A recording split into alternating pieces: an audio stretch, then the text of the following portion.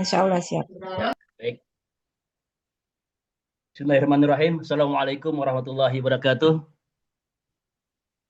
Innalhamdulillah nahmaduhu wa nasta'inuhu wa nastaghfiruh wa na'udzubillahi min shururi anfusina wa min sayyiati a'malina may yahdihillahu fala mudhillalah wa may yudhlilhu fala hadiyalah. Asyhadu an la ilaha illallah wahdahu la syarikalah wa asyhadu anna Muhammadan abduhu wa rasuluhu la nabiyya ba'dah. Wassalatu wassalamu ala asrofil anbiya'i wal mursalin sayyidina wa maulana Muhammadin wa ala alihi wa sahbihi ajma'in amma ba'du. Rabbi shrahli sadri wa yassir li amri wa hlul 'uqdatam min lisani yafqahu qawli. Hadratul mukarramin wal mukarramat wabil khusus guru kita al mukarram al ustaz Faridul Manasan mata'anallahu bituli hayati, teman-teman alumni SMA 28 angkatan 89, bapak-bapak, ibu-ibu, hadirin hadirat yang insyaallah dimuliakan oleh Allah Subhanahu wa taala.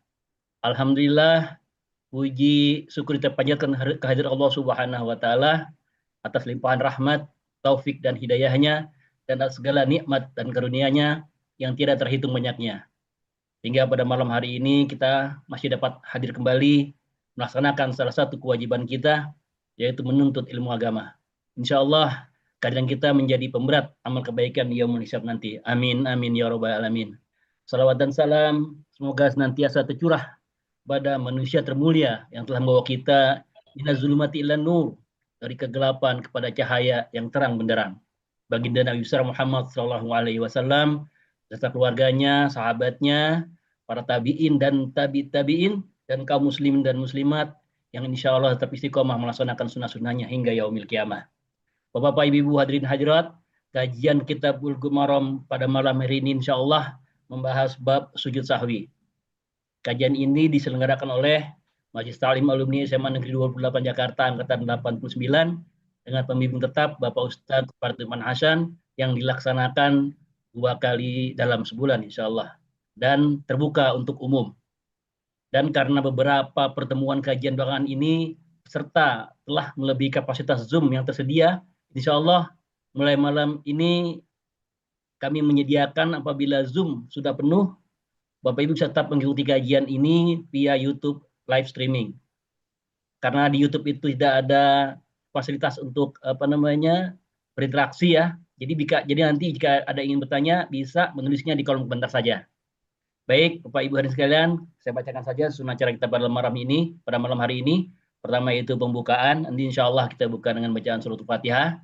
Yang kedua, kajian kita Bulughul Maram bab sujud sahwi, lalu tanya jawab, diakhiri dengan doa dan penutup. Baiklah, mari kita awali kajian kita pada malam ini dengan bersama-sama membacakan suratul Fatihah. Semoga dengan keberkahan suratul Fatihah, acara kita bisa berjalan dengan lancar hingga selesai. Dan kita niatkan juga pahalanya kepada orang-orang tua kita, kepada guru-guru kita, dan teman-teman kita yang telah mendahului kita berpulang ke rahmatullah. Semoga Allah menerima amal ibadahnya, mengampuni segala dosa-dosanya, dan dijadikan kuburnya riyadah min riyadil jannah. Allah hadhihi niyah wa likulli niyatin shalihah wa ila hadis Nabi Mustafa Al-Fatihah. A'udzubillahi minasyaitonir rajim. Bismillahirrahmanirrahim. Alhamdulillahirabbil alamin. Ar-Rahmanir Rahim. Maliki yaumiddin.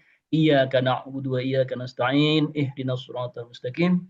Siratal ladzina an'amta 'alaihim ghairil maghdubi 'alaihim waladdallin. Amin. Amin ya rabbal alamin. Selanjutnya marilah kita sama-sama ikuti kajian kitab Bulughul Maram bab sujud sahwi. Sebelumnya kepada Ibu Ida mohon dipersiapkan ya slide-nya. Baik, kepada Pak Ustadz Faridul Hasan dipersilakan. Ya. Bismillahirrahmanirrahim. Assalamualaikum warahmatullahi wabarakatuh. Waalaikumsalam warahmatullahi wabarakatuh. Alhamdulillah. Assalatu wassalamu ala Rasulillah wa ala alihi wa sahbihi wa man wala. Wala haula wala quwata illa billah, amma ba'd. Wa qala alaihi salatu wassalam kama jaa fi sahihil Bukhari, man yuridillahu bihi khairan yufaqihu fid din. Bapak Ibu sekalian, ini rahmati Allah. Alhamdulillah pada malam hari ini kembali kita bermuajahah melanjutkan pembahasan kitab Bulughul Maram. Sekarang kita memasuki tema baru, yaitu tentang sujud sahwi. Ya, memang pembahasan kita secara acak ya, membahas hadis-hadis yang ada di dalam kitab Bulughul Maram. Dan memang kita pilih pembahasan yang ringan, yang sehari-hari biasa dihadapi oleh umat Islam. Nah, termasuk salah satunya adalah tentang fikih sholat di sujud sahwi. Ya, langsung saja kita masuk ke istilah dari sujud sahwi. Apa takrifnya? Apa definisinya? Ya, secara lughah atau etimologi bahasa, ya diambil dari kata saha, yashu, sahwan, suhuwan, yang artinya lupa ya dan lalai. Ya, kalau dikatakan saha fil amri artinya ya dia lupa terhadap sesuatu. Ya, kemudian secara terminologi atau secara fikih, ya, sujud sahwi adalah 2 kali sujud. Jadi bukan sekali sujud. Kalau sekali sujud itu seperti sujud tilawah, ya, sujud syukur. Ya. Adapun untuk sujud sahwi itu dia 2 kali sujud yang dikerjakan karena lupa terhadap suatu hal penting dalam sholat. Ya, suatu hal penting dalam sholat. Apa saja nanti faktor yang membuat seseorang ya mesti sujud sahwi di dalam sholatnya. Nanti kita akan coba rinci satu persatu. Ya, semoga waktunya cukup gitu ya. Buka slide berikutnya. Ya, kita masuk tata caranya dulu. Yaitu ketika sujud sahwi tidak ada khilafiyah para ulama, yaitu hendaknya takbir dulu. Seperti yang dikatakan oleh Imam An-Nawawi dalam kitab Syarah Sahih Muslim. Ya, yusra'u at-takbir li sujudis sahwi wa hadza mujma'un alaih. Disyariatkan takbir untuk sujud sahwi. Dan ini perkara yang ijma. Ya, jadi tidak ada perdebatan sama sekali. Ya, adanya takbir pada sujud sahwi. Ya. Kemudian 2 kali sujud seperti yang sudah kita bahas barusan. Ya, contoh seperti yang dikatakan oleh Sayyid Sabiq dalam kitab Fiqhus Sunnah. Ya, beliau mengatakan kaifiyatuhu, caranya adalah ya sujudus sahwi sajadatan. Yasjuduhuma al-musalli qabla taslim au ba'dah. Jadi caranya Ustaz, sujud sahwi Ustaz, itu apa Ustaz? sebanyak 2 Suara kali kurang sujud. jelas Ustaz.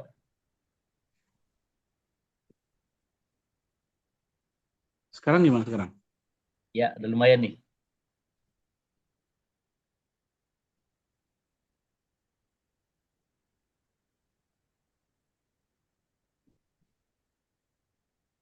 Ya, Ya. 11 ya.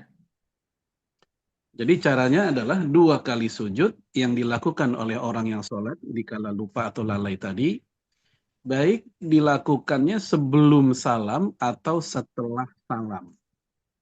Nanti tergantung kasusnya. Ada yang sebelum salam, ada yang setelah salam. Walaupun sebagian fuqaha mengatakan begini, sebenarnya masalah sujud sahwi sebelum atau sesudah salam semuanya boleh, benar. Ya, walaupun nanti ada yang mana lebih utama di antara keduanya, tergantung kasusnya. Kemudian, ketika duduk di antara 2 sujud tersebut, tentu ada zikirnya. Lalu apa zikir yang dibaca?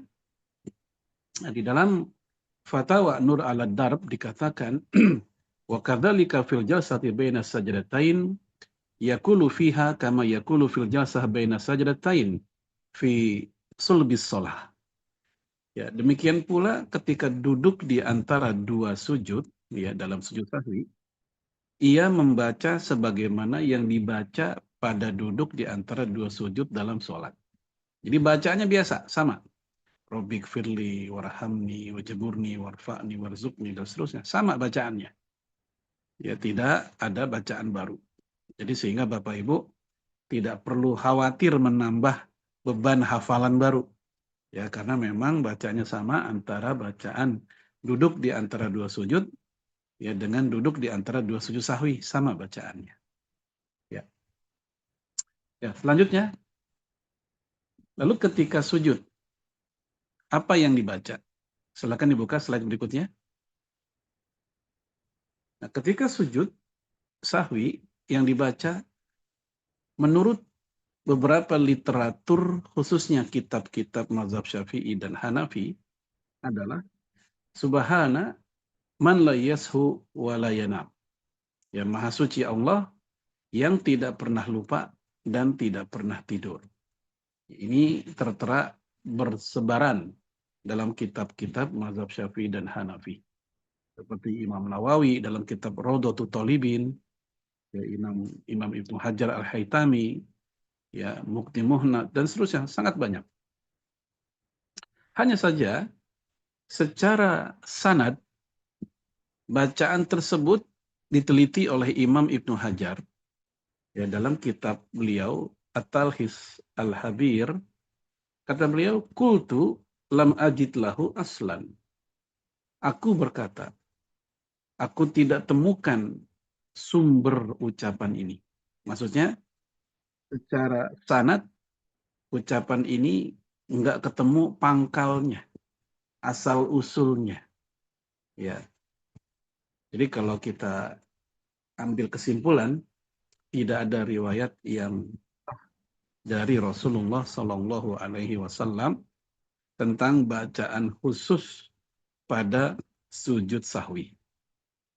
Ya, walaupun di kitab-kitab dua mazhab mereka mengatakan subhana man la yashu wa la yanam.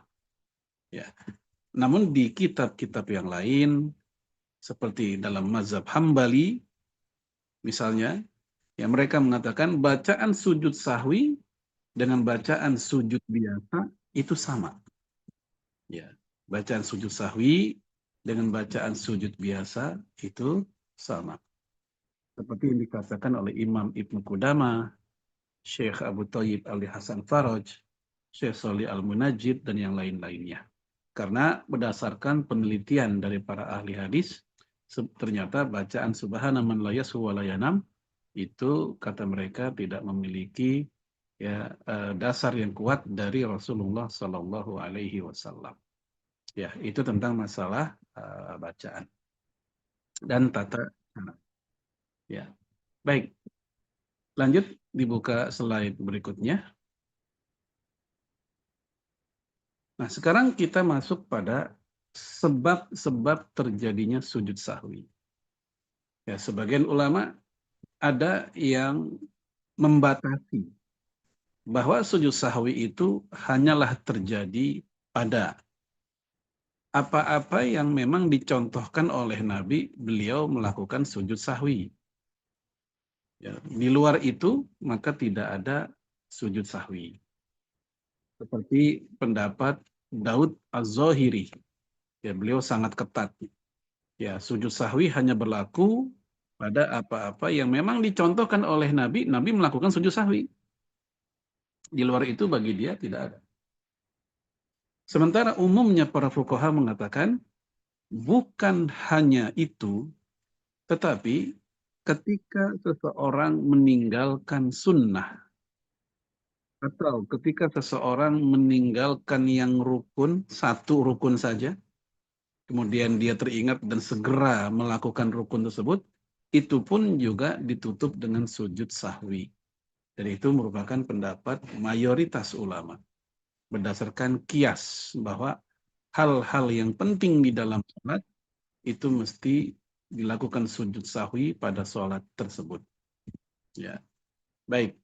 Kita ambil beberapa contoh dari Abu Hurairah radhiyallahu an.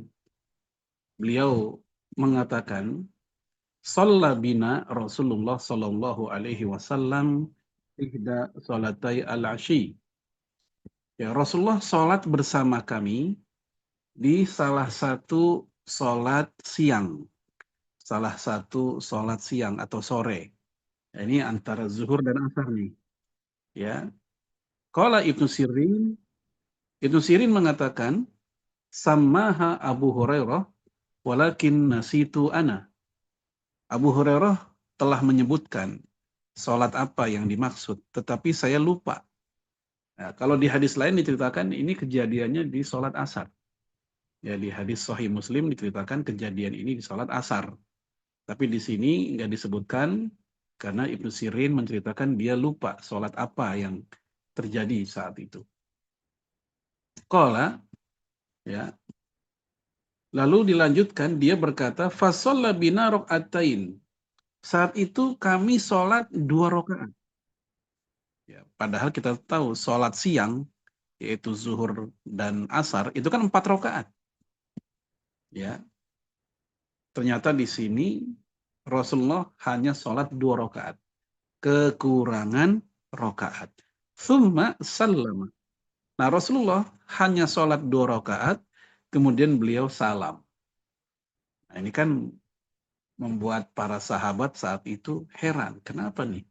Kok sholatnya cuma 2 rakaat? Padahal kan lagi nggak qashar.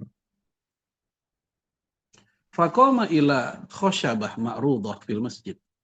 Nah, saat itu Rasul pun ya selesai sholat, dia bangun. Ya, setelah itu, jadi pakai kata fa ya, faqama. Apa artinya?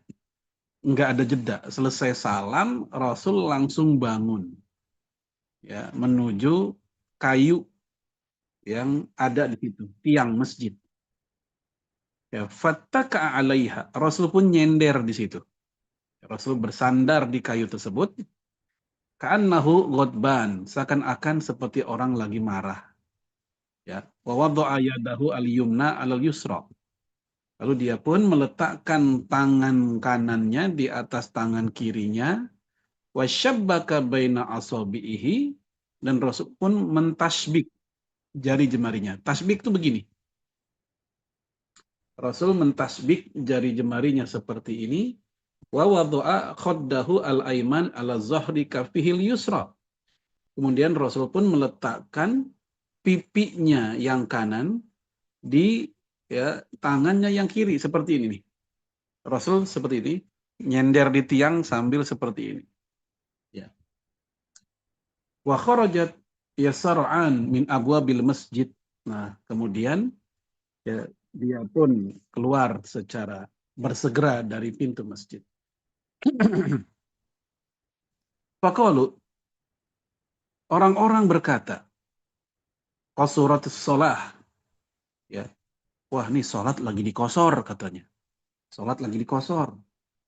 Wa fil qaum Abu Bakar wa Umar fahaba ayyukalimahu wa fil qaum rajulun fi yadayhi tul. Di kumpulan makmum itu, ya, di antara mereka ada Abu Bakar, ada Umar, ya, pokoknya ada orang-orang yang hebat di situ, dan mereka saling berbicara satu sama lain.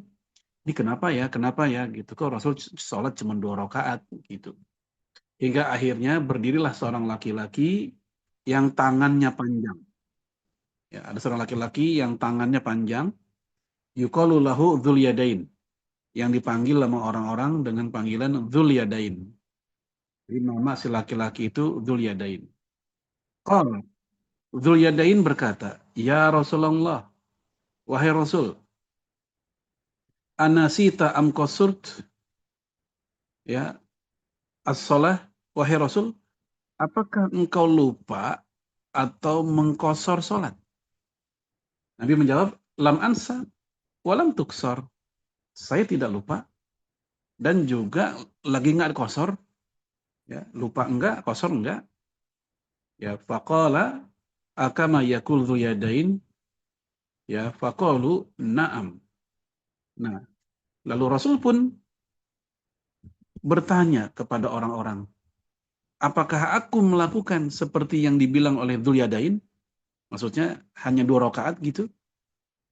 Faqalu, lalu orang-orang pun menjawab, na'am, iya. engkau sholat hanya 2 rakaat. Ya.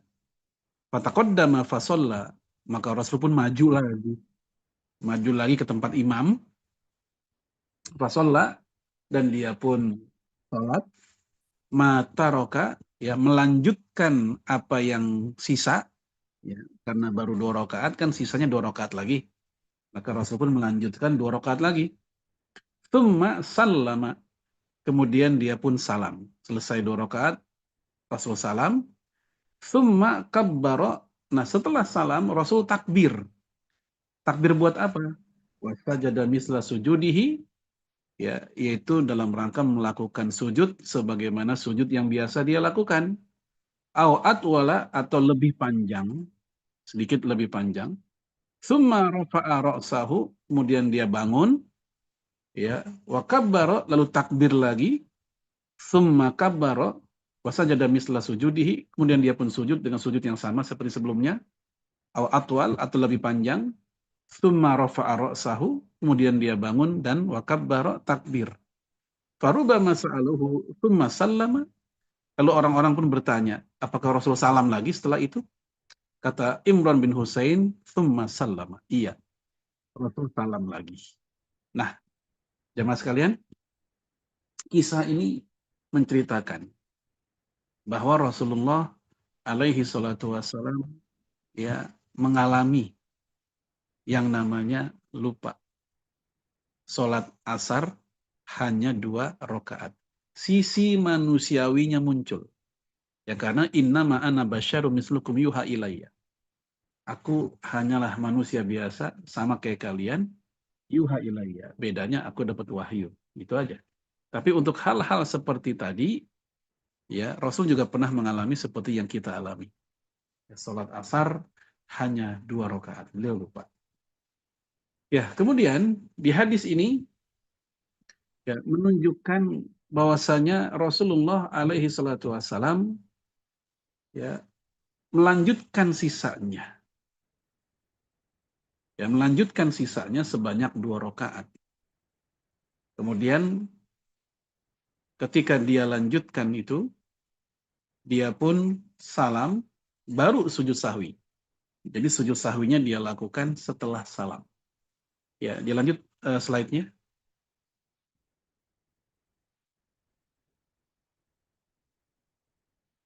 Lagi. Ya. Jadi ini hadis sahih, muttafaq alaih. Ya, peristiwa ini terjadi pada salah satu salat di siang hari. Secara khusus dalam Sahih Muslim dikatakan ini salat asar. Dan hadis ini menunjukkan sisi kemanusiaannya Nabi, udah kita bahas barusan. Dan hadis ini juga menunjukkan jika seseorang sudah salam padahal salat belum selesai, ya, ia masih kurang rakaat, maka hendaknya lanjutkan sisanya sampai salam lagi. Ya. Nah, hendaknya itu ia lakukan ketika ia mengingatnya. Jadi bukan nunggu nanti-nanti, enggak, tapi segera dia lakukan, ya, kelanjutannya atau sisanya. Dan bukan pula dari ulang. Ya, dari awal takbiratul ihram lagi, bukan, tapi sisanya dia lanjutkan. Setelah itu hendaknya sujud sahwi 2 kali sujud lalu salam lagi. Ya, jadi dia lakukan sujud sahwinya setelah salam. Sebagaimana yang Rasul lakukan. Ya, Rasul setelah salam, Rasul takbir untuk sujud, ya, kemudian dia bangun, duduk, lalu takbir lagi buat sujud, takbir lagi, dan dia salam setelah itu. Jadi kalau di total Rasul salam 3 kali nih. Ya, salam yang barusan yang 2 rakaat, ya, kemudian salam yang 2 rakaat kemudian, dan salam ketika selesai sujud sahwinya. Ya. Nah, kemudian hadis ini juga menjadi dalil bagi para fuqaha, termasuk juga dalam kitab Minhajul Muslim Syekh Abu Bakar bin Jabir Al-Jazairi. Bolehnya berbicara sedikit untuk membenahi, menyempurnakan, memperbaiki, membetulkan sholat yang salah. Ya, kan terjadi dialog. Ya, Rasul diajak dialog oleh Dzulyadain.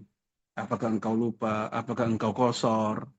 Ya, Nabi pun bertanya, emang ada apa? Ya, engkau sholat hanya 2 rakaat. Maka Nabi pun nanya ke orang-orang, betul nih kata dia 2 rakaat? Iya. Rasul melanjutkan. Ya, padahal kita tahu sholat kalau ngobrol kan nggak boleh. Tapi ternyata Rasulullah melakukan hal itu karena itu obrolan bukan obrolan di luar sholat. Bukan obrolan yang enggak ada kaitan dengan sholat. Ini obrolan dalam rangka meluruskan, membenahi, membutuhkan sholat. Maka berbicara sedikit dalam rangka menyempurnakan sholat, hal itu diperkenankan. Ya, sebagaimana peristiwa ini, dan juga kita tahu di saat imam salah, kita juga dibolehkan meluruskan dengan subhanallah. Baik, ini contoh yang pertama atau sebab yang pertama seseorang melakukan sujud sahwi, yaitu ketika kekurangan rokaat. Ya, jadi sekali lagi bukan dari ulang, tapi hendaknya segera dia tambahkan sisanya sampai salam. Habis salam baru dia sujud sahwi 2 kali, lalu salam lagi, seperti yang dicontohkan oleh Rasul Shallallahu Alaihi Wasallam. Terus bagaimana kalau kasusnya begini? Dia teringatnya nggak saat itu, ya, teringatnya mungkin di malam hari. Kejadiannya sholat zuhur, kejadiannya sholat asar. Dia teringat di malam hari. Atau mungkin teringat 1 jam kemudian.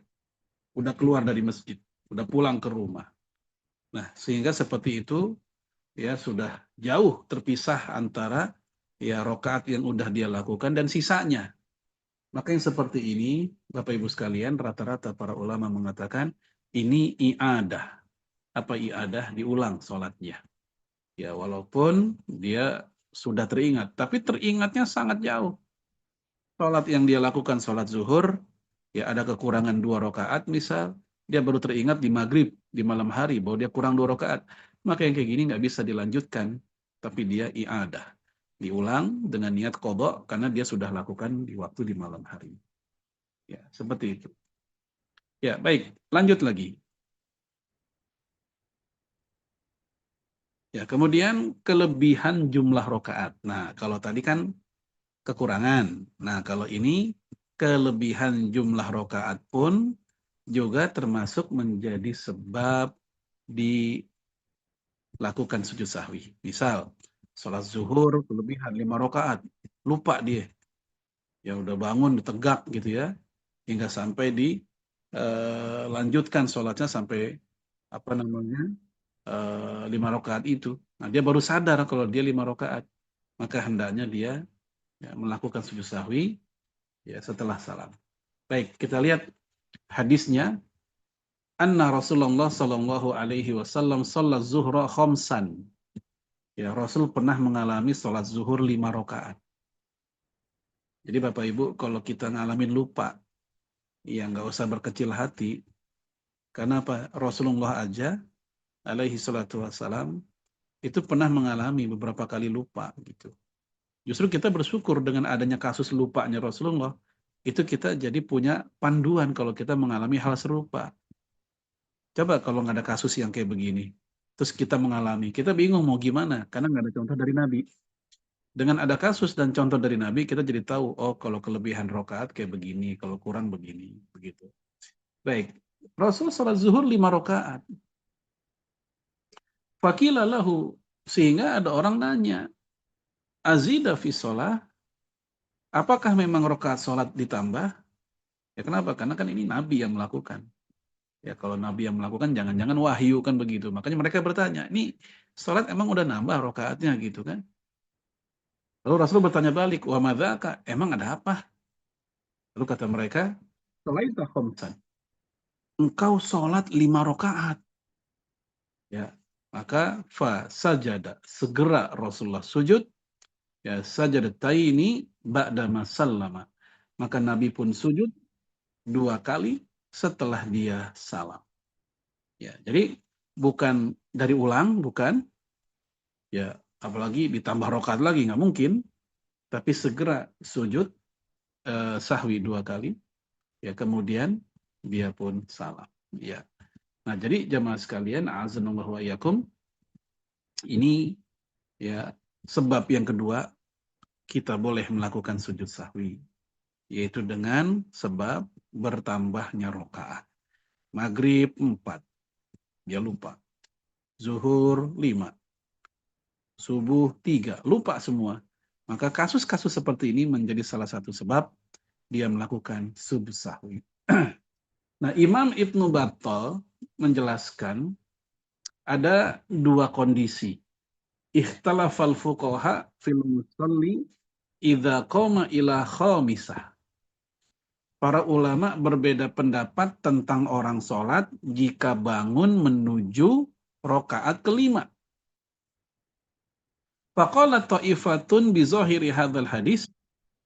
Sebagian ulama, sekelompok ulama, mereka mengatakan berdasarkan teks hadis ini, in dzakara wa huwa fil khamisah qabla kamaliha. Kalau ada orang teringat, ya dia ingat, ya dia berada di rokaat kelima, tapi belum sampai tuntas rokaat kelimanya.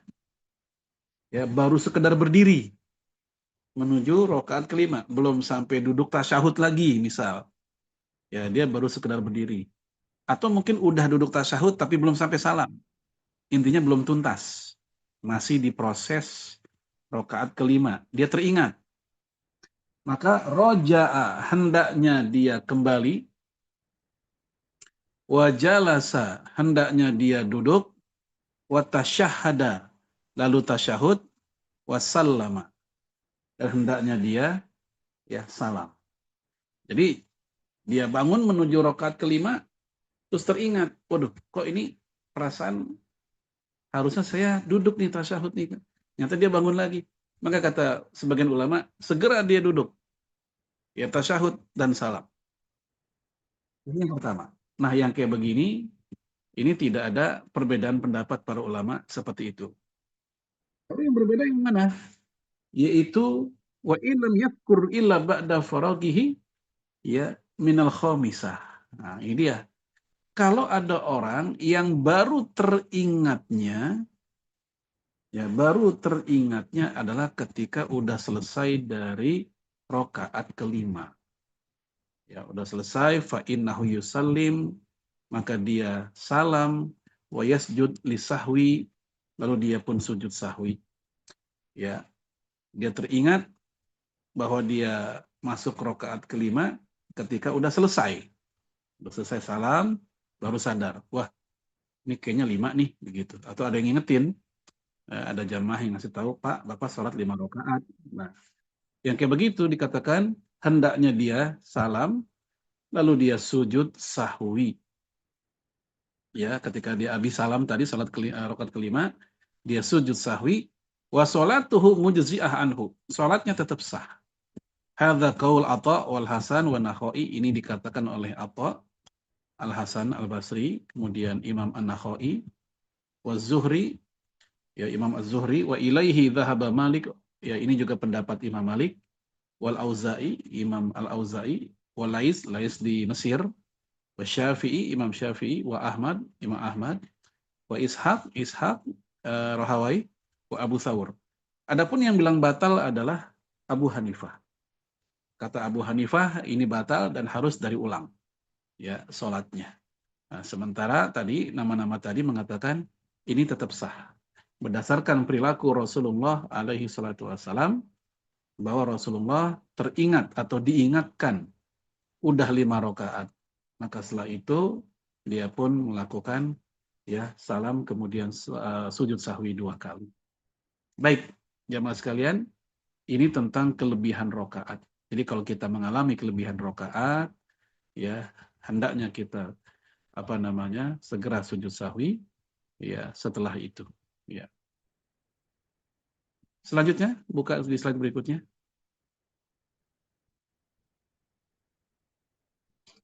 Kemudian lupa tasyahud awal.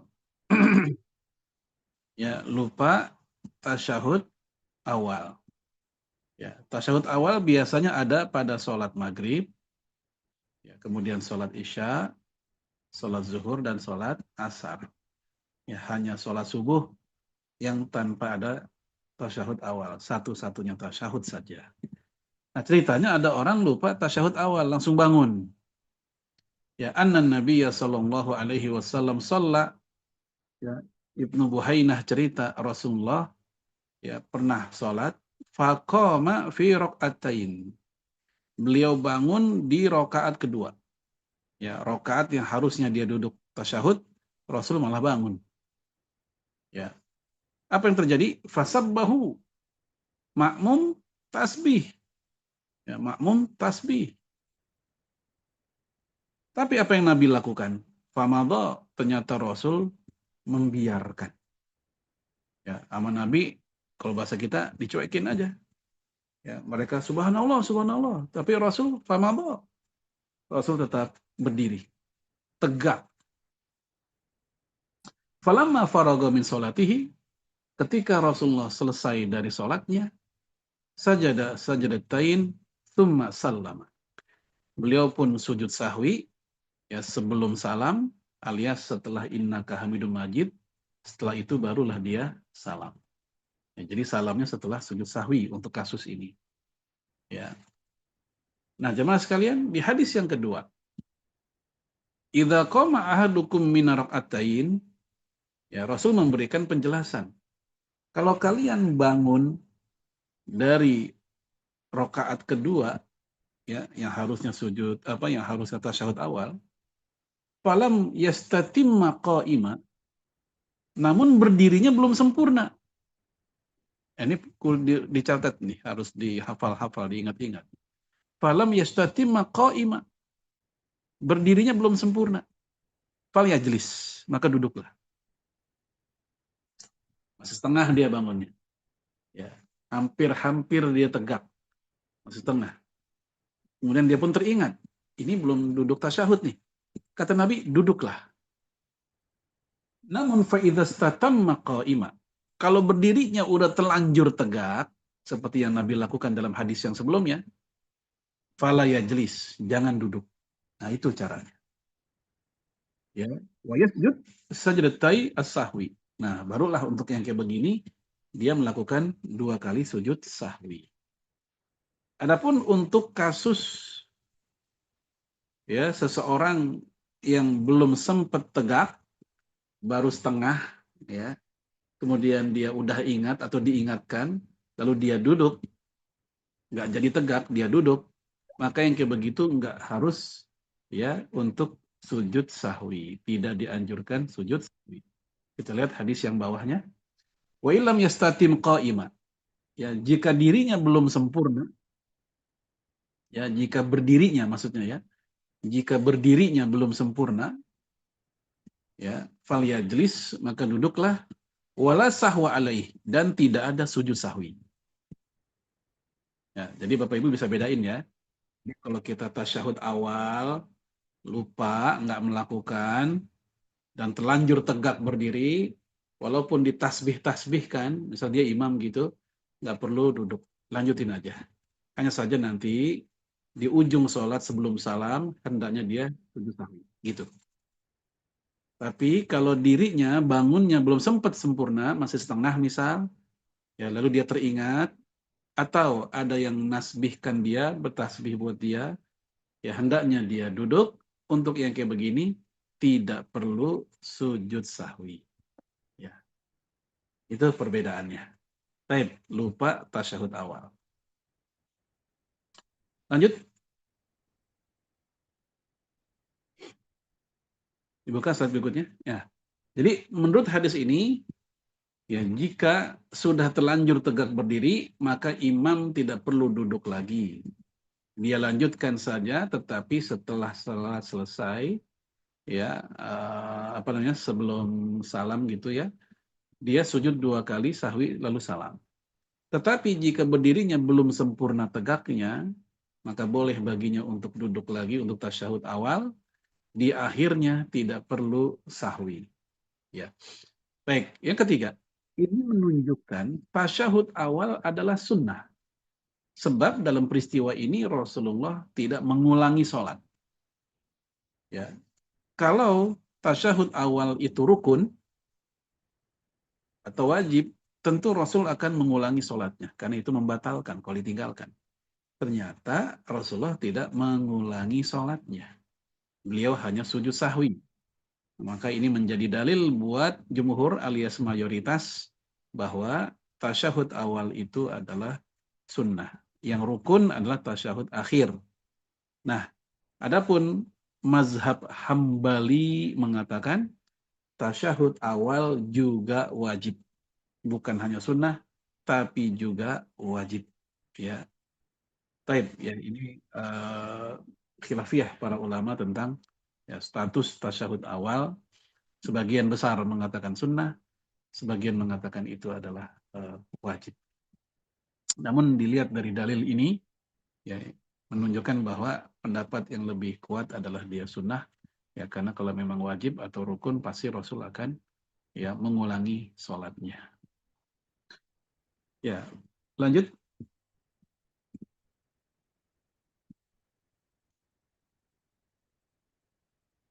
Ya, berikutnya kasus yang membuat seseorang sujud sahwi yang keempat adalah ragu-ragu dengan jumlah rokaat. Ini 2 apa 3 ya? Ini 3 apa 4 ya? Ya, ragu dengan jumlah rokaat. Mungkin kita pernah mengalami. Ya, Rasul mengatakan idza syakka ahadukum fil wahidah. Ya, kalau kalian lupa ragu gitu, apakah ini rokat pertama wahidah atau wasintain atau rokaat kedua, maka falyaj'alhuma wahidah. Maka jadikanlah itu sebagai rokaat pertama saja. Jadi Rasul nyuruh kita untuk memilih rokaat yang kecilan. Ya, di antara keraguan-raguan kita itu 2 atau 3 ya, pilih 2. Ya, atau 2 atau 1 ya, pilih 1. 3 atau 4 ya, pilih 3. Pokoknya yang kecilan. Wa idza syakka fi tsintain wa tsalas. Kalau ragu ini rokaat kedua atau rokaat ketiga, Nabi katakan falyaj'alhuma tsintain. Maka jadikanlah itu sebagai rokaat kedua. Ya, jadikan itu sebagai ya rokaat yang baru kedua. Ya. Nah, kalau ini kita anggap baru rokaat yang kedua, sedangkan saat itu kita sedang sholat maghrib, berarti tinggal sisain 1 lagi. Ya, tinggal lakukan 1 lagi. Lalu kemudian kata Rasul, wa yasjud fi dzalika sajdatain qabla ayusallim. Ya, hendaknya dia sujud 2 kali ya sebelum salam. Jadi ketika udah tuntas ya, innaka hamidum majid, selesai tasyahud akhirnya, maka hendaknya dia 2 kali sujud baru kemudian salam. Itu. Contoh real. Ya, kita sholat ya maghrib misal. Kemudian ragu ini 2 apa 3. Udah 2 apa udah 3 ataukah jangan-jangan masih 2. Rasul katakan pilihlah itu yang kedua. Kalau itu kita anggap kedua berarti ya nanti kita harus tuntaskan sampai 3. Walaupun misal ada orang ngeliatin kita, anggaplah istri kita ngeliatin nih. Sebenarnya yang kita lakukan itu udah 3 bukan 2. Ya, tapi kita memutuskan itu 2 karena berdasarkan panduan di hadis ini. Ya, nggak apa-apa. Karena itu, kalaupun itu salah, akhirnya sudah ditambal dengan sujud sahwi. Ya, kesalahan itu. Nah, kita pilih itu 2, lanjutkan sisanya yang ketiga, ya, dengan tasyahud akhirnya, kemudian sebelum salam kita sujud sahwi 2 kali. Gitu. Nah, ini merupakan pendapat mayoritas ulama, bahwa ragu-ragu dengan jumlah rokaat, itu solusinya adalah sujud sahwi. Ya, dengan catatan keraguan-raguannya masih wajar. Ya, perbedaannya masih wajar, 1 atau 2, 2 atau 3. Nah, karena ada juga orang saking enggak konsennya sholat, dia ragu-ragu hingga sampai melakukan rokaat sholat mungkin bisa lebih dari 6 atau 7 rokaat. Ya, untuk yang model yang kayak begini, udah berlebihan keraguan-raguannya, udah kebanyakan, maka tidak sedikit ulama yang mengatakan ini i'adah. Diulang sholatnya, dianggap batal. Karena apa? Ketiadaan ya niat atau ketiadaan kekhusyuan yang luar biasa hilangnya. Nggak hadirnya hati dan jiwa dalam sholat. Sehingga kita nggak kaget kalau Imam At-Tirmidzi mengatakan, wa qala ba'du ahli ilmi, sebagian ulama mengatakan, idza syakka fi sholatihi falam yadri kam shalla falyahid. Ya, berkata sebagian ulama, jika seseorang ragu di dalam sholatnya dan dia tidak tahu ya berapa rakaat sholatnya, maka hendaknya diulangi. Gitu. Dia nggak tahu. Ada yang mengatakan diulangi sholatnya. Ini kalau memang udah parah, ya. Tapi kalau seandainya dia masih ya agak-agak ingat, walaupun agak remeng-remeng gitu, Rasul mengatakan pilih yang terkecil, gitu. Lalu dia lakukan sujud sahwi. Nah, jemaah sekalian, ini yang paling umum terjadi. Namun sujud sahwi juga bisa terjadi karena apa? Yang tidak tercatat di sini. Dalam mazhab Syafi'i, sujud sahwi itu bisa juga terjadi karena seseorang tidak melakukan kunut subuh. Nah, ini informasi saja, walaupun saya yakin di antara Bapak Ibu ada yang tidak kunut subuh kebiasaannya, namun nggak apa-apa sebagai informasi dan wacana ya, bahwa para fuqaha Syafi'iyah itu mengatakan orang yang tidak kunut subuh, baik lupa atau sengaja, maka dia hendaknya juga sujud sahwi. Bahkan bukan hanya apa istilahnya lupa sujud sahwi, lupa kunut. Kunutnya salah tempat, salah posisi, itu pun juga mesti sujud sahwi. Ya, seperti yang dikatakan oleh Imam Asy-Syafi'i sendiri.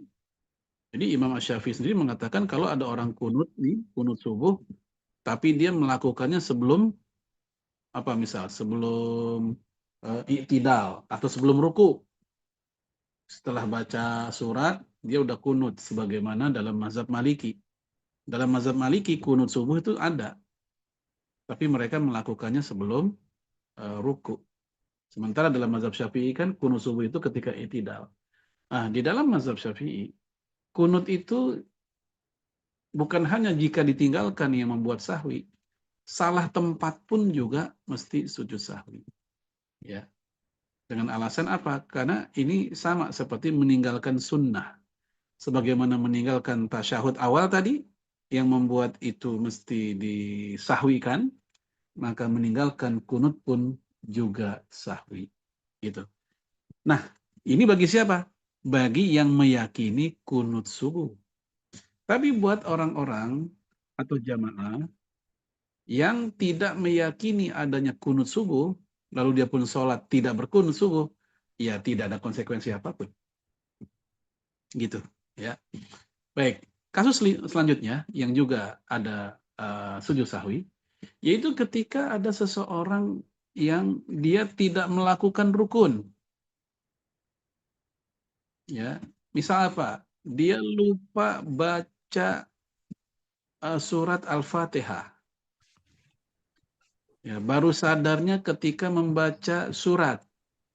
Langsung tuh, Al-Fatihah, saya udah baca belum ya? Misalnya sering terjadi kalau lagi sholat sendirian di rumah biasanya. Udah baca Al-Fatihah belum ya? Baru, aduh, udah apa belum ya? Apa kata para ulama? Hendaknya segera dia lakukan rukun tersebut. Ya, dia lakukan. Kapan? Ketika ingat. Dan kalau ketika masih mungkin dilaksanakan. Namun nanti dia mesti sujud sahwi juga. Atau seperti orang yang kelupaan ruku, sholat langsung sujud. Ya, sholatnya langsung sujud. Ya, begitu bangun, dia belum nyadar. Ya, baru sadar di rakaat berikutnya. Perasaan tadi belum ruku deh. Nah, untuk jenis yang seperti ini, dia sudah tidak bisa lagi melakukan. Kenapa? Karena rakaat yang mana dia tidak ruku tadi, sudah selesai. Sudah nggak mungkin lagi dia melakukan ruku. Ya, misal di rakaat pertama dia nggak pakai ruku. Baru teringat di rakaat kedua bahwa rakaat pertama nggak pakai ruku. Kan nggak bisa diulangi lagi. Untuk kasus seperti itu, 3 mazhab mengatakan rakaat pertama dianggap nihil. Ya, dianggap nihil, dianggap nol, nggak dihitung. Sehingga di rakaat yang kedua, itulah dihitung sebagai rakaat pertamanya. Gitu. Itu disebutkan dalam kitab Al-Mawsu'ah Al-Fiqhiyah Al-Kuwaitiyah, kemudian kitab Fiqhus Shalah Yusuf Qardawi, dan yang lainnya. Ya. Namun nanti ketika dia sudah melakukan rukun yang ketinggalan itu, Nah, nanti ditutup dengan sujud sahwi di akhirnya. Ya. Baik, jamaah sekalian Bapak Ibu, azanallahu wa iyyakum, itu tentang beberapa hadis yang ada di dalam kitab Bulughul Maram tentang sujud sahwi dan sebab-sebabnya. Ya, semoga bermanfaat dan barangkali ada diskusi atau tanya jawab, silakan. Walau miswab, saya kembalikan ke moderator. Assalamualaikum warahmatullahi wabarakatuh. Waalaikumsalam warahmatullahi wabarakatuh. Waalaikumsalam warahmatullahi wabarakatuh. Alhamdulillah, jazakallahu khairan kasiran kepada Pak Ustaz Tariq Nu'man atas kajiannya kita Bulughul bab sujud sahwi pada malam hari ini. Sebelum tanya jawab, ada yang ingin saya sampaikan, Ustaz, terkait pengalaman saya. Kami pernah mengalami dalam sholat Jumat di rakaat kedua itu imam langsung sujud. Makmum sudah mentasbih, namun dia nggak dengar, tetap sujud. Setelah salam, ada jamaah mengingatkan, lalu imam berdiri menginformasikan kepada jamaah untuk melaksanakan sholat zuhur. Namun ada beberapa jamaah yang setelah salam sujud sahwi. Nah, yang sujud sahwi tidak ikut sholat zuhur. Itu lebih afdol atau lebih benar yang mana, Ustaz? Jadi dia tidak Ruku. ruku. Ya. Nah, harusnya yang dia lakukan berdasarkan 3 mazhab kecuali Hanafi ya. Kalau pakai Hanafi, dia udah batal itu. Dan mesti sholat zuhur, betul. Kalau dia sholat zuhur itu, kalau pakai mazhab Hanafi itu betul. Tapi kalau menurut mazhab yang 3 yang lain mengatakan, ya karena dia sudah nggak mungkin lagi untuk melaksanakan ruku itu, karena dia udah salam, udah telanjur salam, Ya. maka hendaknya rokaat yang dia tidak ada ruku itu dianggap tidak ada. Ya, sehingga dia dianggap baru 1 rokaat gitu jadinya. Ya, dianggap baru 1 rokaat, sehingga pas dia udah telanjur salam tadi, hendaknya dia ya lanjutkan dengan 1 rokaat, kemudian dia tutup dengan sujud sahwi. Sehingga tetap 2 rokaat. Karena rokaat yang dia tidak melakukan ruku, itu dianggap nihil menurut mayoritas ulama. Gitu. Dalam soal. Artinya dia harus mengajak jamaah untuk setelah berjamaah lagi menambah 1 rakaat lagi ya? Iya, betul. Betul, harusnya begitu. Ya. Kalau dia milih zuhur, ya kita baik sangkanya mungkin dia ngambil pendapat mazhab Hanafi. Yang menganggap itu batal, sehingga dari ulang menjadi zuhur gitu. Terus kalau yang jamaah ada yang sujud sahwi sehingga dia nggak ikut sholat zuhur tuh. Dan ya gimana itu Ustaz yang sujud sahwi itu harusnya? Iya. Ya, karena mungkin juga belum tahu kali jamaahnya Tahu gitu ya.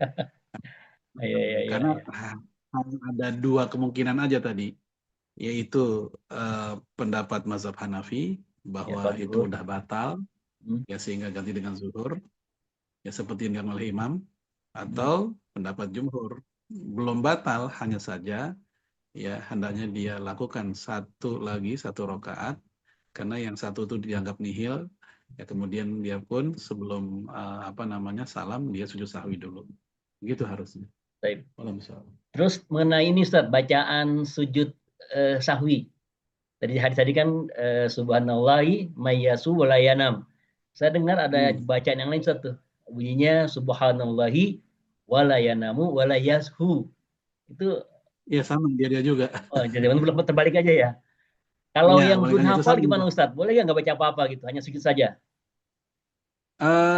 Tadi kan udah dibahas. Jadi bacaan sujud sahwi itu ya kalau seandainya dia nggak hafal subhana man la yashu wa la yanam, maka bacaannya sujud biasa. Ya, seperti subhana rabbiyal a'la sama. Dan itu juga dikatakan oleh ya dalam mazhab Hambali, Maliki, kata mereka bacaan sujud sahwi itu sama seperti bacaan sujud biasa. Ya. Baik, Bapak Ibu hadirin sekalian yang mau bertanya silakan bisa raise hand, nanti langsung open mic atau via kolom chat ya. Silakan.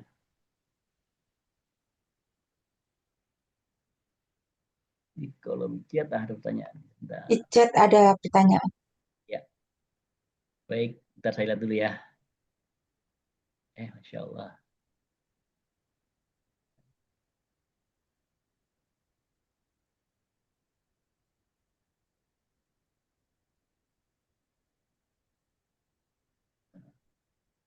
Ini ada pertanyaan, pada saat sholat berjamaah, pada saat imam sujud sahwi, apakah makmum juga sujud sahwi?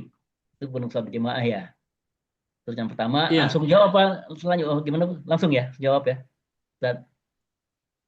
iya, iya. Jadi apakah makmum ikut sujud sahwi?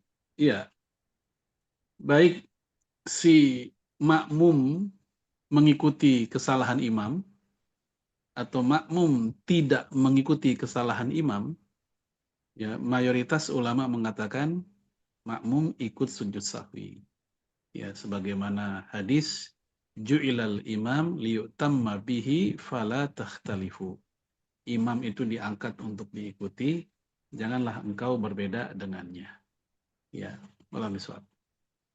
Jadi kalaupun ada kesalahan lalu imam nggak sujud sahwi, maka makmum pun nggak sujud sahwi, Ustaz ya.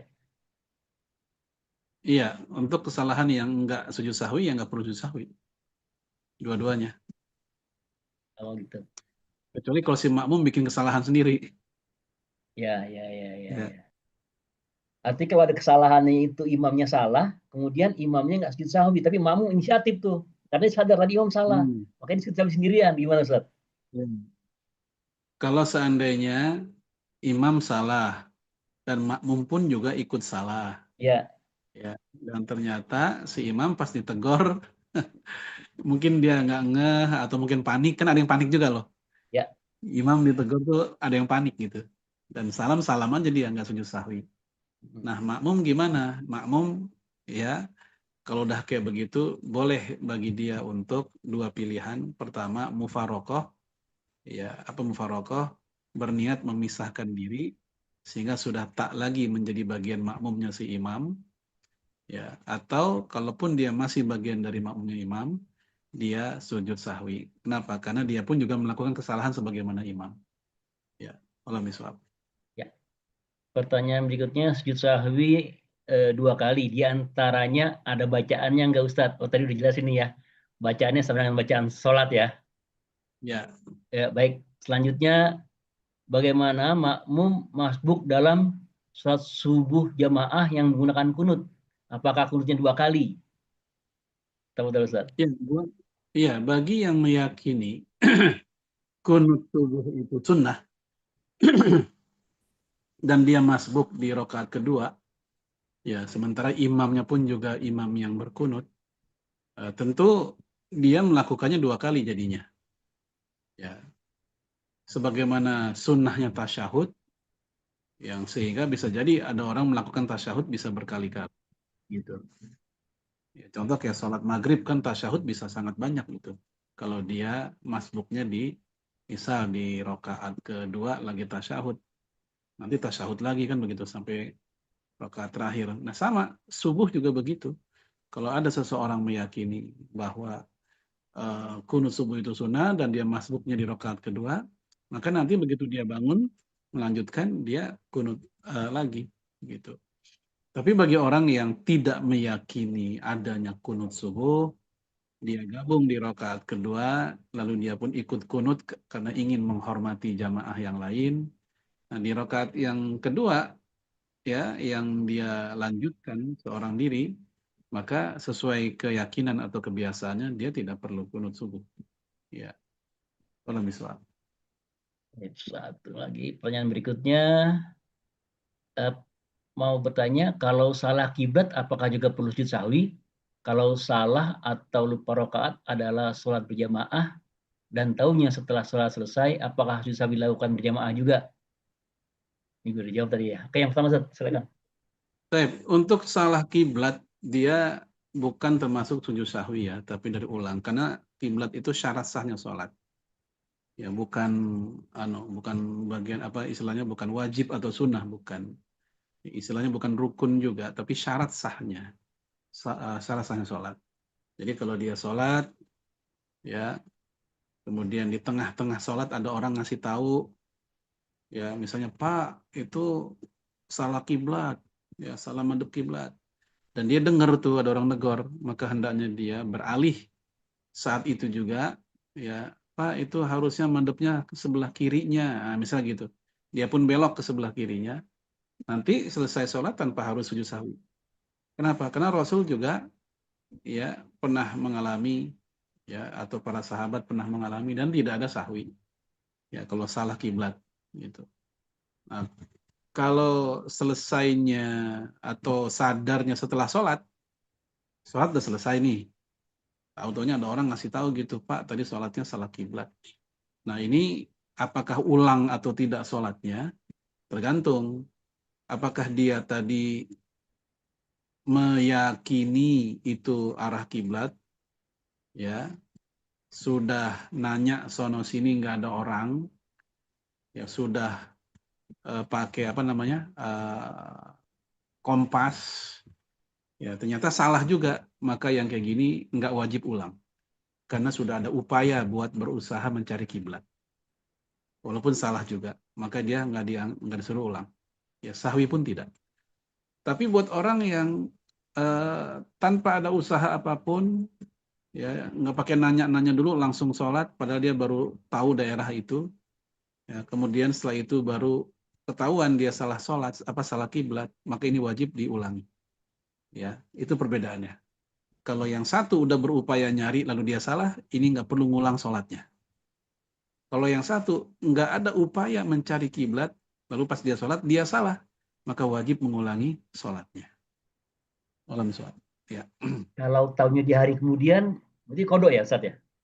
Iya, Oke, oke, oke. Tahu, tahu. baru tahu 2 hari yang akan datang gitu. Waduh. Tadi ini ada lagi pertanyaannya berikutnya nih, yang kalau berjamaah terus lupa rakaat, apakah sujud sahwi berjamaah atau hanya Ustaz atau imam saja Ustaz?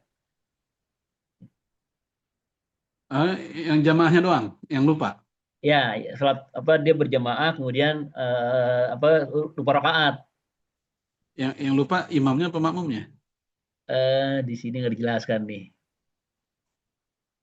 Nggak dijelaskan Ustaz. Setelah berjamaah dan tahunya setelah sholat selesai. Apakah sujud sahwi dilakukan berjamaah juga atau masing-masing sendiri-sendiri?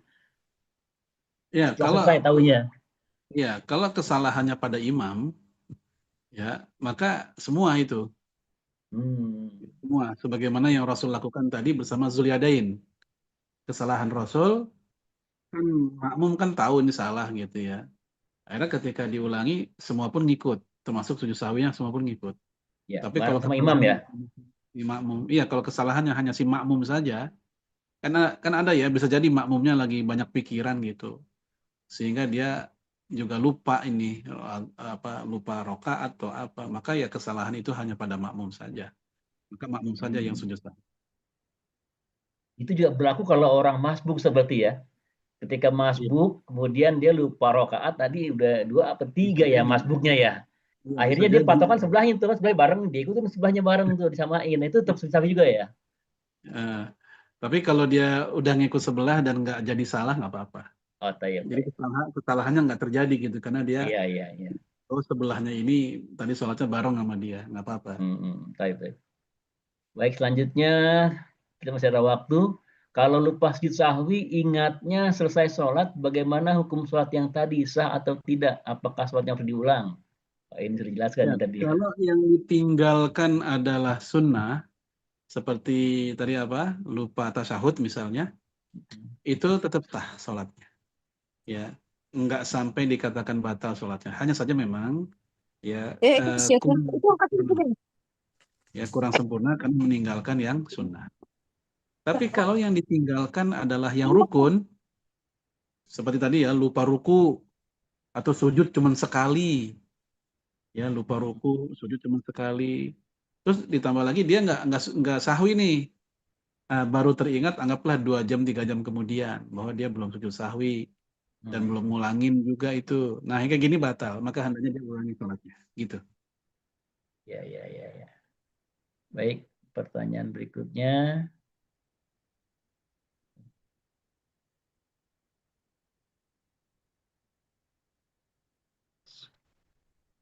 Izin bertanya Ustadz, kalau tadi Nabi setelah sholat ada bicara tentang sholat, lalu melanjutkan rokaat yang tertinggalnya. Bagaimana kalau bicaranya tidak seputar sholat? Apakah lanjut pada rokaat yang tertinggal atau mengulangi sholat? Mengulangi. Oh Karena iya, dia udah mengulangi. masuk salamun nas. Misal, jadi nggak ngomongin, kalau tadi kan ngomongin sholatnya ya, dalam rangka betulin sholat kan. Ini Iya, enggak, ini ngomongin bisnis misalnya. Ngomongin, atau ngomongin masalah bantuan buat ke Aceh. iya, Udah iya, iya, ngomongin urusan dunia tuh. iya, iya, Nah itu ngomongin udah, bola gitu ya. apalagi ngomongin bola. Nah, itu udah salamun nas, udah ucapan manusia yang mengintervensi sholat, itu batal. Itu Baik, kudu baik. dari ulang kayak gitu. Ya, ya. Pertanyaan di kolom chatting sudah selesai. Yang mau bertanya langsung silakan. Atau ada hal-hal lain seputar fikih? Kita masih ada waktu. Saat ini baru pukul 21.08. Tadi Tidak. perasaan di kolom chat ada ini. Apa Apa tuh? yang mempertanyakan boleh nggak diulang yang masalah sebelum dan setelah salam sujud sahwinya itu? Pertanyaan yang mana ya? Halo, Sebentar. ya silakan aja Ida tanyain. Jawab, dibaca pertanyaannya deh. Afwan Ustadz, mohon diulang terkait pelaksanaan sujud sahwi yang sebelum salam dan sesudah salam, seperti apa kasusnya? Syukron. Iya. Baik, untuk contoh sujud sahwi yang sebelum salam, seperti kasus ragu-ragu terhadap jumlah rokaat. Ingat-ingat nih ya, ragu-ragu terhadap jumlah rokaat. Ini 2 apa 3 ya? 3 apa 4 ya? Maka sujud sahwinya itu sebelum salam. Ya, ketika setelah baca salawat selesai.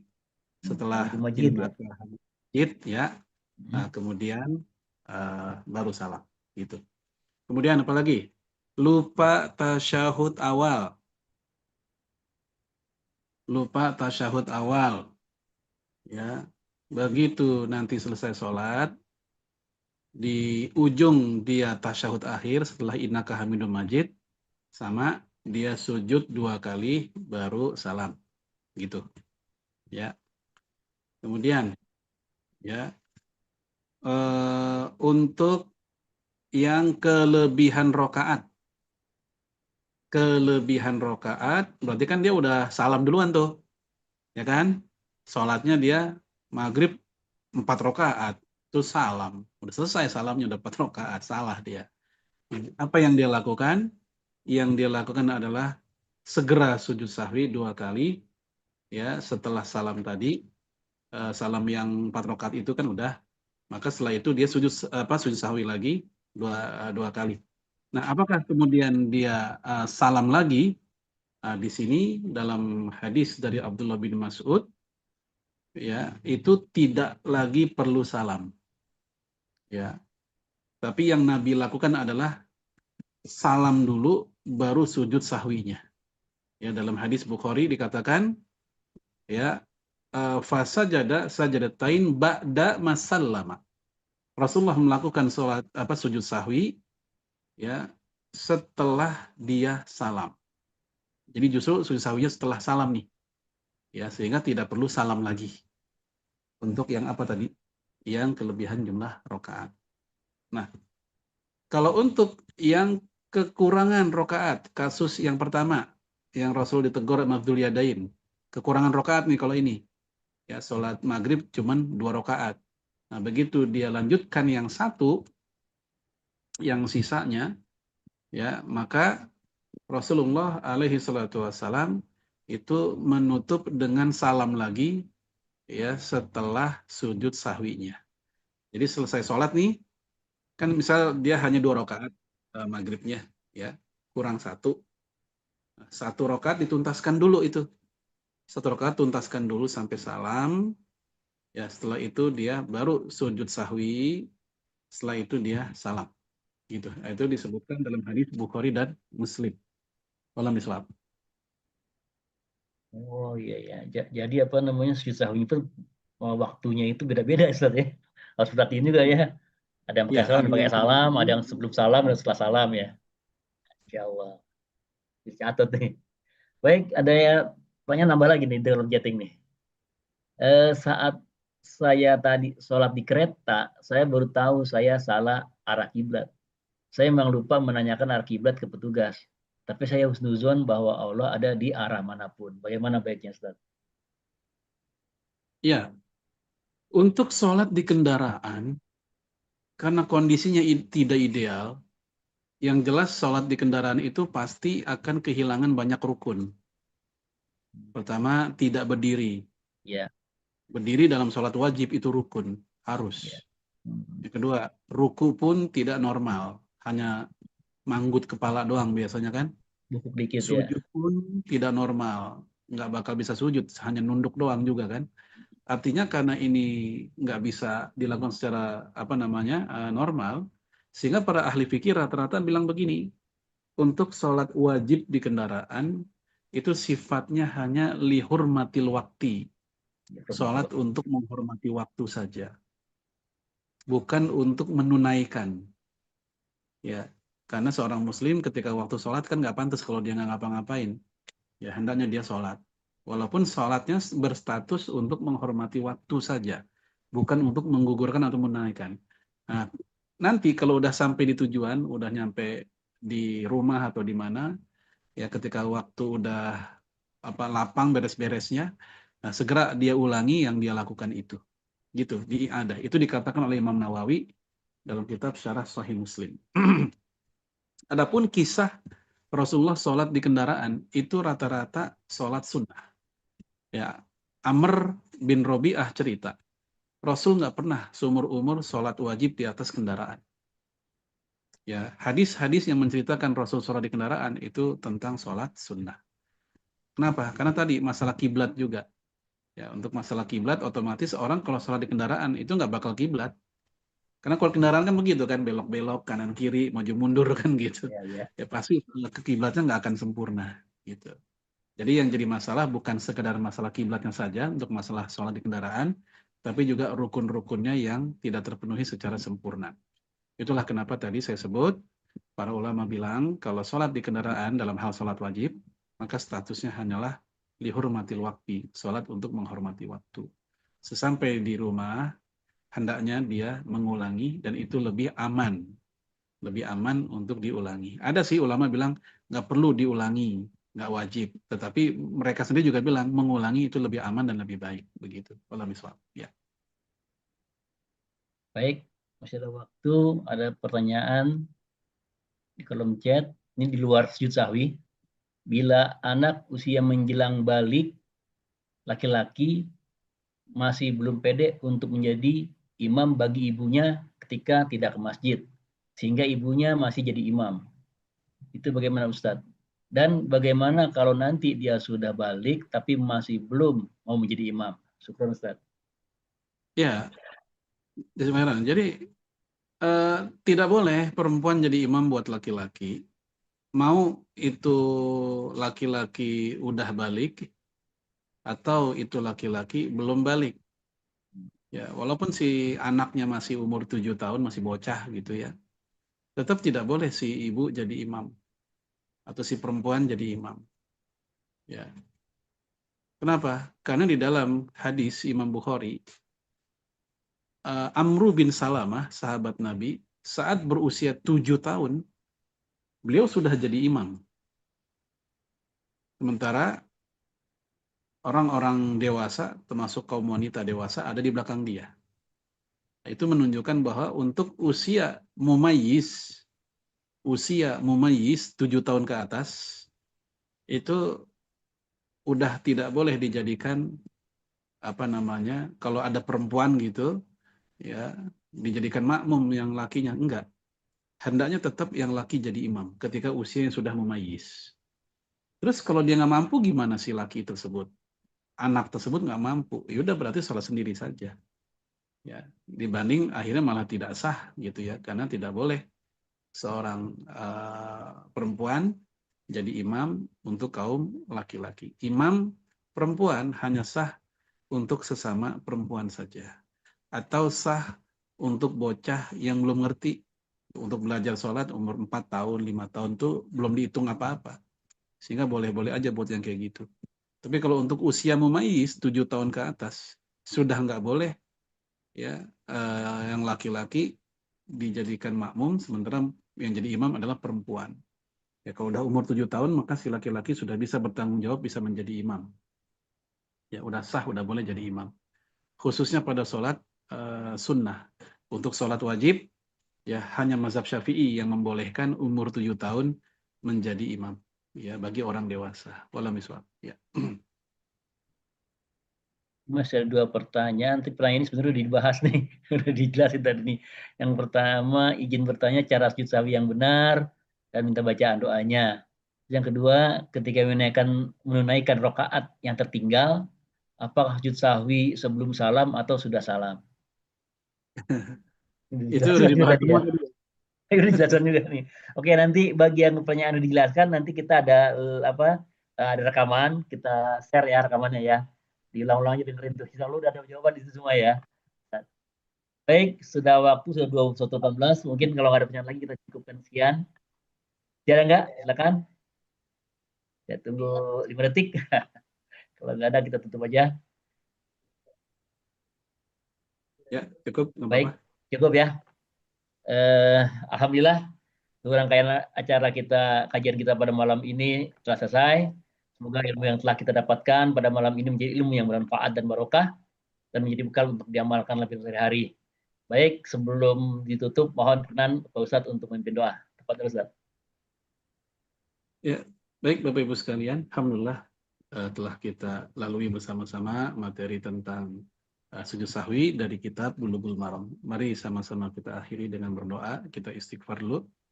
Astagfirullahaladzim, astagfirullahaladzim, astagfirullahaladzim min kulli dzambin adzim wa natubu ilaih. Hamdan syakirin, hamdan na'imin, hamdan yuafi ni'amahu kafi'u mazidah. Amin. Ya Rabbana lakal hamdu kama yanbaghi li jalali wajhikal karim wa azimi sultanik. Amin. Allahumma salli wa sallim ala nabiyyina Muhammad wa ala alihi wa sahbihi ajma'in. Amin. Allahumma taqabbal minna salatana wa qiyamana wa siyamana wa ruku'ana wa sujudana wa da'watana wa jihadana wa jami'a ibadatina ya mujibas sa'ilin.